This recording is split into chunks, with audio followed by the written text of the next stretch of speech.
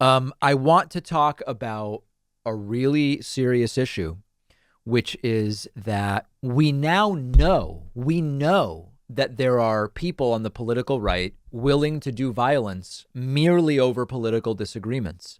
And that's why I was particularly worried when I saw a headline indicating that the Nevada governor, a Democrat, Steve Sisolak, was confronted and had his life threatened at a restaurant over the weekend. And this is, I mean, listen, part of the content here is the fact that Sisolak is out at a restaurant without security. And it's sad that he probably needs security all the time, but it is what it is. And I'm going to play the video for you in a moment. Two men accosted and berated Steve Sisolak and his wife, Kathy, hurling racist language and threats as they followed him out of a restaurant into a parking lot. This is really ugly video. Nevada Governor Sisolak and his wife, Kathy, were involved in a harrowing encounter. Two men screamed racist and violent threats. In a statement shared to Twitter, the communications director explained it happened Sunday when he was walking through a restaurant to have dinner.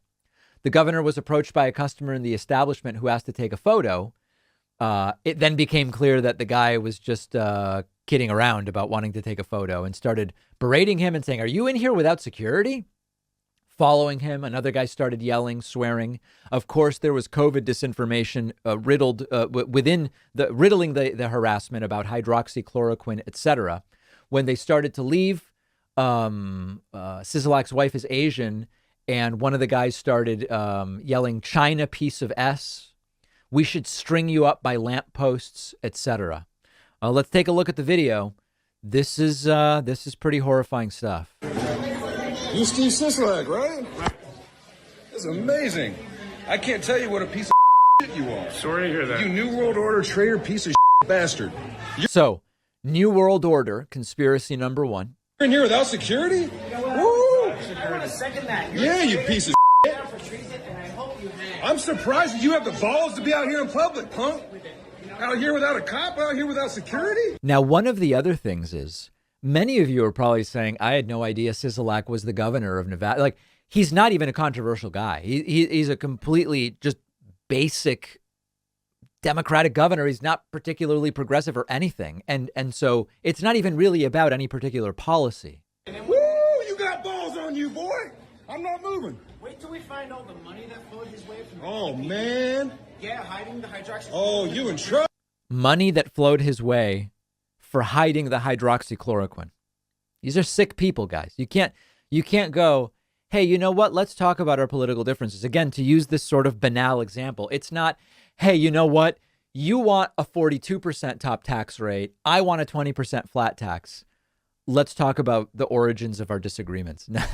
This is not that. This is, you've hidden the money for you've received money for hiding hydroxychloroquine. You can't talk sense to these people. They're beyond reach. Let's go. Yeah, you better get the out of here, Sisolak. Probably a good idea to go somewhere else. Where's your security at, huh? Huh? Where's your... don't touch me, lady. Where's your security at? Huh? You want to sell us all down the river? You working for China, piece of shit. Working for China. So third conspiracy. So we've got New World Order, receiving money and / for hiding hydroxychloroquine, working for China. We should string you up by lampposts right now, pussy boy. And there's the death threat. String you up by a lamppost, sort of an alluding, quite frankly, to a lynching. You know what they do to traitors? They hang traitors. That's right, Patriot. I think it's awesome. You running into a Patriot now, huh? Huh? Where's your security at? I heard about you banging that little girl and then wrecking your car. Does she know about that? Huh, Steve? Mr. Sisolak? You treasonous, China-working, cocksucking motherfucker. Where's your security at, bitch? Woo! You lucky I'm a law-abiding citizen. Woo!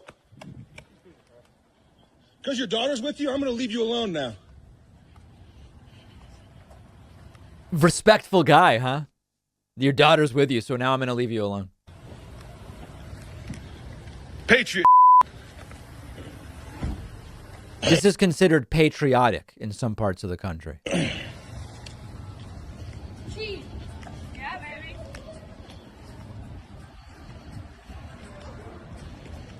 That guy. That's fucking amazing. So a lot of people like that. I mean, that's considered that. Now, these are the same people who, if someone just shows up with a sign outside Mitch McConnell's house, they'd go, whoa, these are private people and they're being bothered. And that's really bad. The tone is bad and you shouldn't be allowed. No. And look at what is going. These are truly dangerous people. And, you know, I know enough people both in media and in politics to know that you're supposed to you're not really supposed to admit that you're scared by that. But I've spoken to people in media and politics who go, this happened to me and I was scared by it. I really was, because these people are crazy, particularly in states where everybody's got guns, you know, or at least a lot of people do. This is genuinely horrifying stuff. And I know that some of you are going to write to me and say that was actually a right-wing podcaster, the guy who did it. I don't even care. I don't know the guy's name. Whether he's a podcaster or not. I'm not even going to mention the fact that guy might have some kind of show or anything like that. This is really, really disgusting stuff. It's dangerous stuff. And I fear, and I mean, listen, I fear it's happened before that violence is done against people. You can go back to the 80s, Gabby Giffords, et cetera. There's so many of these examples. These people are dangerous. We can't for a second be allowed to think it's just rhetoric. They're just expressing differences of opinion. Hiding money, taking money for hiding hydroxychloroquine. You're working for China. I mean, come on, guys. Very, very dangerous stuff. And I don't know how we root that out. I really don't. That's not a person you can sit down with and have a rational conversation with. So I'm open to ideas from you guys. How do we fix this stuff? I don't know. One of our sponsors is Blinkist, who's been supporting the David Pakman Show longer than any other sponsor. Blinkist is the app that lets you listen to or read an entire nonfiction book in just 15 minutes. Blinkist is the way to absorb those books you can't make time for. Blinkist takes top nonfiction titles, pulls out the book's key takeaways and insights, and gives it to you in the form of a text or audio explainer that you can consume in 15 minutes. With Blinkist, now you actually do have time to learn about all the things you've been wanting to tackle. On the Blinkist app, I just listened to This Is Your Mind on Plants by the great Michael Pollan. Super interesting, the history of caffeine and so many other things.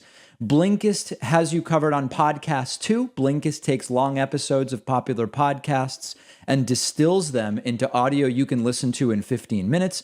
With Blinkist, you can become knowledgeable about so many different things. You can have conversations with people about more topics. Blinkist makes you more well-rounded. Try Blinkist for free and get 25% off a subscription. Go to Blinkist.com/Pakman. The link is down below.